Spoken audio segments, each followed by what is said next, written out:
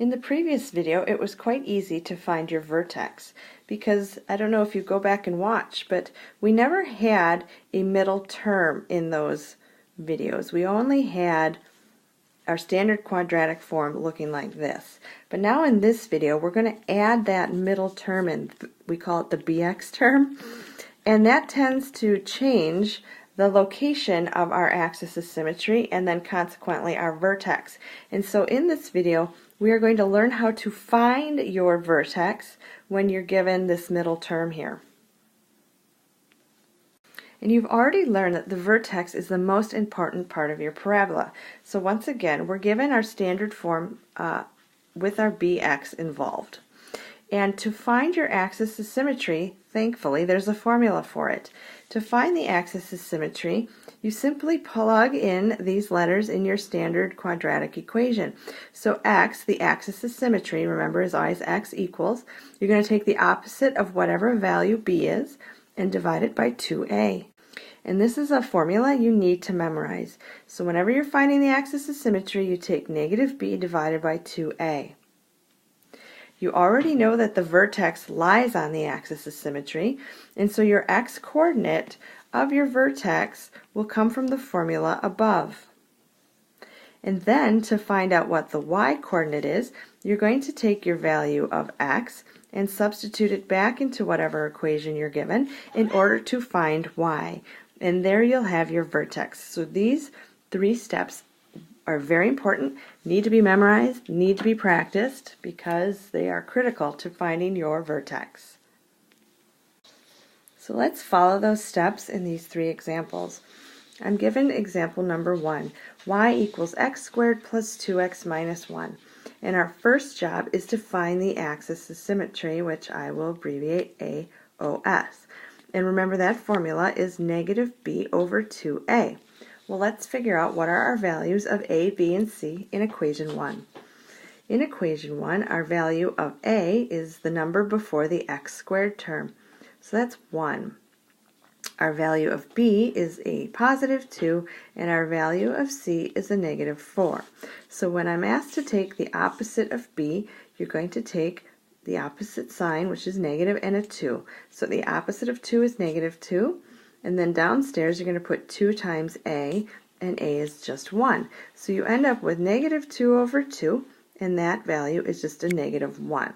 So your axis of symmetry will be located at x equals negative 1. Our next job is to find the vertex. Well, we already know that the x-coordinate of our vertex is a negative 1, and I need to find the y-coordinate. So you take your value of negative 1, and you substitute it into this original equation. So I'm really going to take f of negative 1, and I'm just using function notation so you know what number I'm substituting in. So wherever you see an x, you put a negative 1 in that original equation. And that will look like this. And watch your parentheses with your calculator, or understand the concept that a negative 1 times a negative 1 is a positive 1. And then I get a negative 2 when I multiply those together, and a minus 4. So 1 minus 2 minus 4 is a negative 5. And that is the y-coordinate of our vertex. Again, this is like pin the tail on the donkey. If I know where the axis of symmetry is, I've got to locate the vertex. How far up or down is it on that axis of symmetry? And here we see that it's at negative 1, negative 5. We'll do 2 more examples together. So my second example is y equals x squared minus 5. My value of a in this equation is 1. My value of b is 0 because it doesn't exist. And c is a negative 5. So when I'm finding my axis of symmetry, and I advise that you write this equation down every time, because you're going to need to memorize it. The opposite of b is the opposite of 0, but that doesn't really have one, so we'll just write 0.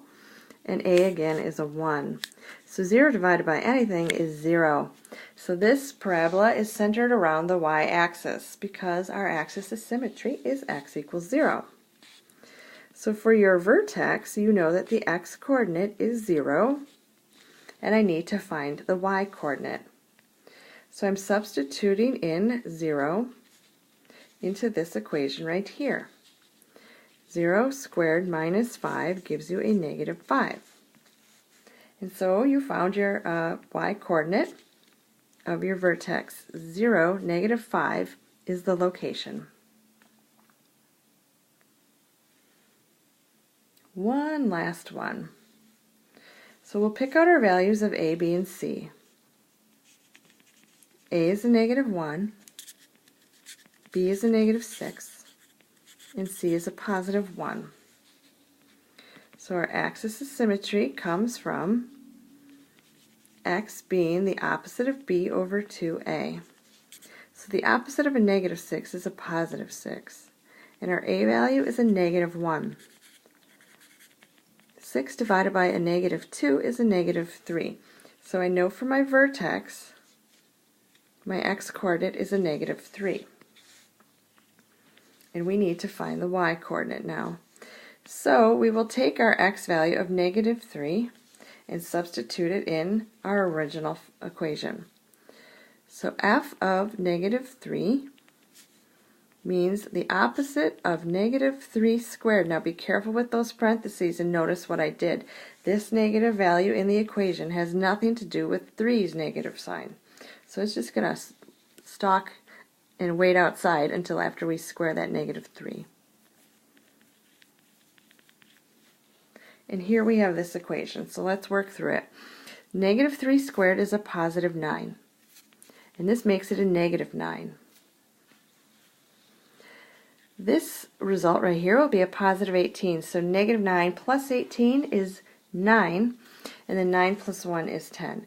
So the y-coordinate of our vertex is 10.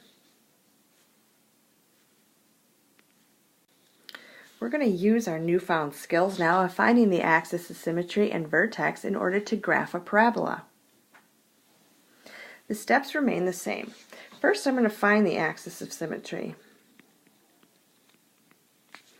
Again, our equation is negative b over 2a. And for this equation, a is 1, b is 2, and c is a negative 4. So negative b, or the opposite of b, is going to be a negative 2 over 2 times 1, which will be a negative 1 when you simplify it. So I know that my axis of symmetry is written as an equation x equals negative 1. And therefore my vertex will lie on this axis of symmetry, which is located around here. So now we have to find our vertex. So I will substitute negative 1 into that equation, getting negative 1 squared plus 2 times the negative 1 minus 4. Watching my parentheses, negative 1 squared is a positive 1. This is a negative 2, so I'm a negative 1 minus 4. I get a negative 5 for my y value. And I can now pin that tail of the vertex on my axis of symmetry. So 1, 2, 3, 4, 5 down puts my vertex here. And now I want to pick like 1 or 2 more points so that I can finish drawing my parabola as accurately as I can. And so I'm going to pick points around my axis of symmetry. You don't want to pick points too far away because you'll be off your grid. And so I'm going to pick them close to my red line here. So I'm going to pick a value of x equals 0 and maybe a value of x equals 1. And I'm picking them both on this side on purpose because I'll show you what happens that's cool. So when I put a 0 in my equation, you're going to get 0 squared plus 2 times 0 minus 4. Well, all that goes away, so negative 4 is going to be your result there. So 0, negative 4 is another point I have.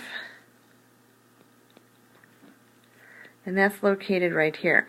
Now the cool thing about parabolas is you know they're reflecting that red line, so you get 2 points for the price of 1, and you can make another point opposite your original, but on the other side, the same distance away from the red line. And let's do our f of 1 point, just to get one more point on there. And so we're going to have 1 squared plus 2 times 1 minus 4. And when we clean that up, we get 1 plus 2, which is 3, and 3 minus 4, which is a negative 1. And so 1, negative 1 is another point, and that's right here. And then remember, you can reflect that. So because this is 2 away from the red line, I'm going to go to the left 2 away from the red line. And you get a very nice sketch or graph of your parabola.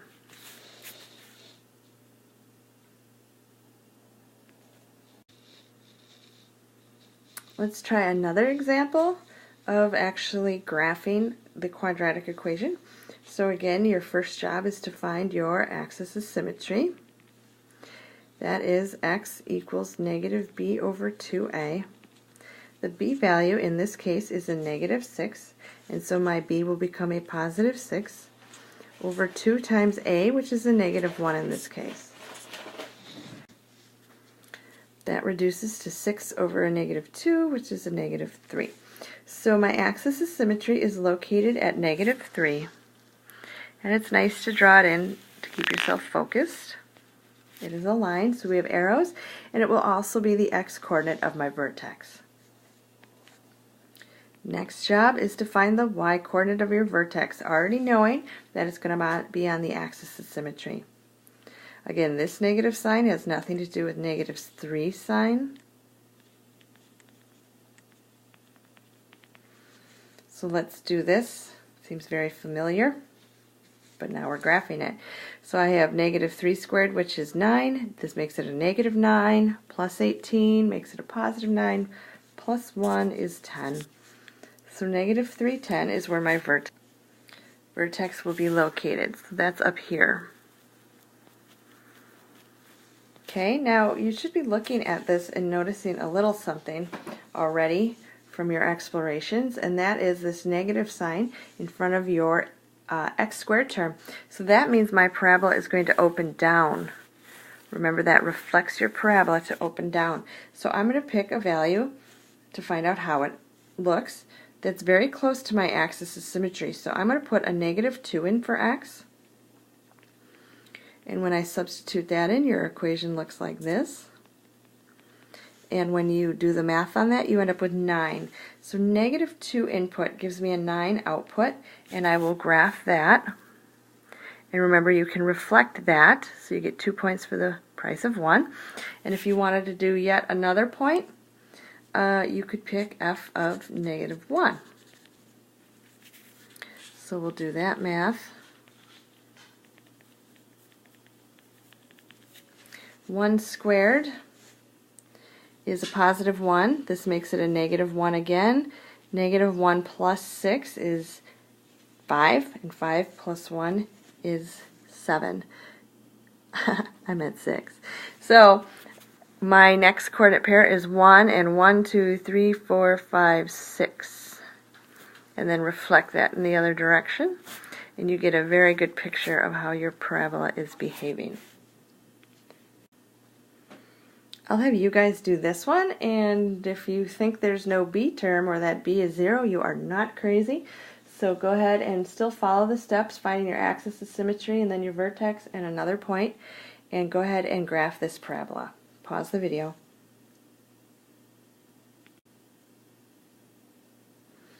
Look at your graph and make sure it matches mine. But the points you picked for your x values, they could be different than mine. You could have picked a negative 1 and a negative 2. You could have gone as far out as 3. But if you get too big, again, you're going to end up off your graph, which isn't wrong, it's just annoying. Here's another guided practice problem that you can go ahead and do if you still feel a little bit insecure. This is a new concept, so memorizing the steps is really important. But if you already feel like you've mastered this and understand, go ahead and start practicing with the practice problems.